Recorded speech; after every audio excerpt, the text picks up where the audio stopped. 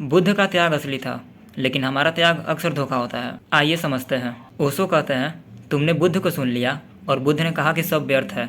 बुद्ध यह जानकर कह रहे हैं, धन उन्होंने जाना है कि व्यर्थ है। तुमने केवल धन की कामना की है, जाना वाना नहीं कि व्यर्थ है। जानने के लिए तो होना पहले चाहिए, वह है ही नहीं तुम्हारे पास। भिक्षा पात्र लिए खड़े हो।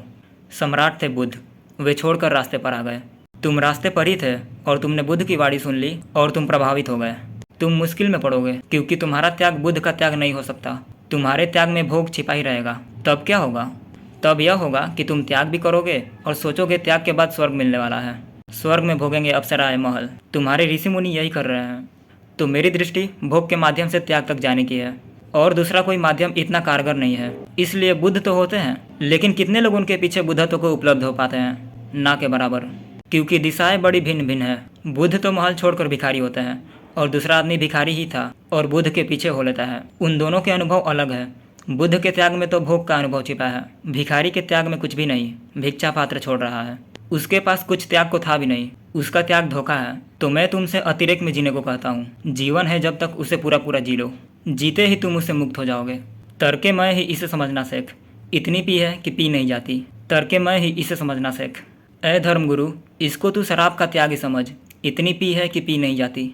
अब इतनी पी ली है कि अब पीने का कोई उपाय न रहा। जीवन को इतना पी डालो कि पीने का फिर कोई उपाय ही न रह जाए। पी कर ही तुम मुक्त हो। लेकिन अगर तुम्हें बुद्ध की बात ठीक जमती हो तो मज़े से उस मार्ग पर चले जाओ। लेकिन ध्यान रखना अपना कि क्या तुम्हारे पास बुद्ध जैसा जीवन का अनुभव है? भोग का ऐसा गहन अनुभव है?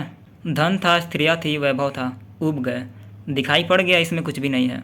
एक बात साफ हो गई कि रोज़ मौत करीब आ रही है और यह सब व्यर्थ है। सत्य को खोजना जरूरी है, अमृत को खोजना जरूरी है। तो बुद्ध तो इस कारण सन्यासी हुए। वे तो मेरे ही सन्यासी हैं। लेकिन बुद्ध से प्रभावित होकर जो सन्यासी हुए वे मेरे सन्यासी नहीं हैं। उन्होंने बुद्ध की रौनक देखी, चमक देखी, प्रतिभा देखी, बुद्ध की शांति देखी, ईर्ष्या जगी, लोभ जगा। मन में उनके भी हुआ ऐसे ही शांत हम भी हो जाए। लेकिन उन्हें पता नहीं इस शांति के पीछे बड़ा गहरा अनुभव है भोग का। एक बड़ा रेगिस्तान पार करके आए हैं वे। एक बड़ा अनुभव का विस्तार है पीछे, और तुम जल्दबाजी नहीं कर सकते।